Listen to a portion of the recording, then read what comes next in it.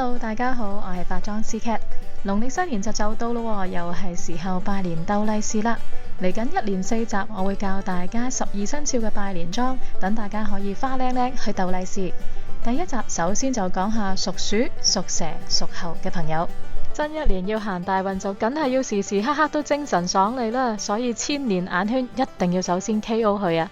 熊貓咁大個眼圈，真係對眼幾大，睇落去都冇神啊！如果你仲係冇眉梁嘅話，成個人咁唔精神，係人見到你啊都唔想派利是俾你啦，你話係咪？講到遮黑眼圈呢，我會推介最近我非常中意嘅 Make Up For Ever Ultra HD Concealer， 佢嘅遮瑕度係非常之好啦，質地仲好幼細好薄，咁但係就遮得好好嘅。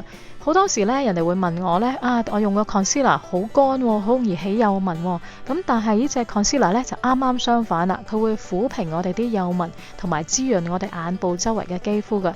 你睇下我只要擺少少呢個黑眼圈呢，就好容易呢，就唔見咗咯。大家記住啊，要遮黑眼圈呢，遮瑕膏嘅顏色嘅選擇係非常重要㗎。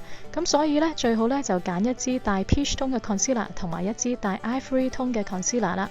然後呢，就到眉啦，我會用 Shu Uemura 嘅武士刀眉筆。咁如果你怕煩嘅話呢，就可以用佢哋嘅自動武士刀眉筆啦，咁就唔使怕跛筆啦。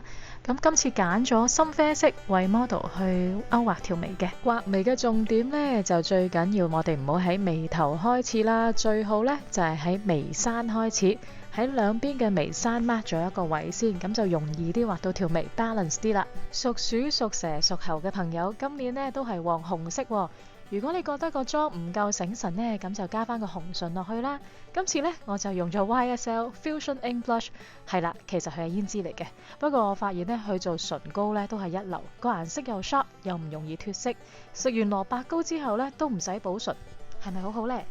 點樣先至可以令紅唇化得更靚呢？我哋可以巧妙咁樣利用 concealer 啦，或者係 foundation 做一啲收邊嘅位置，咁睇落去呢個紅唇呢就會更加 sharp 更加靚啦。YSL 嘅唇彩一路都好出色啦，我自己最中意就係佢嘅迷抹亮彩唇膏系列同埋絕色唇膏系列。要化一個精神爽利嘅簡單拜年妝真係一啲都唔難噶。下一集我會同大家講下屬牛、屬羊、屬兔亦都可以化一個咩妝去鬥利是呢？如果中意我呢條片同埋想知道更多化妝嘅資訊，可以 like 我個 page 同 follow 我嘅 Instagram 啊！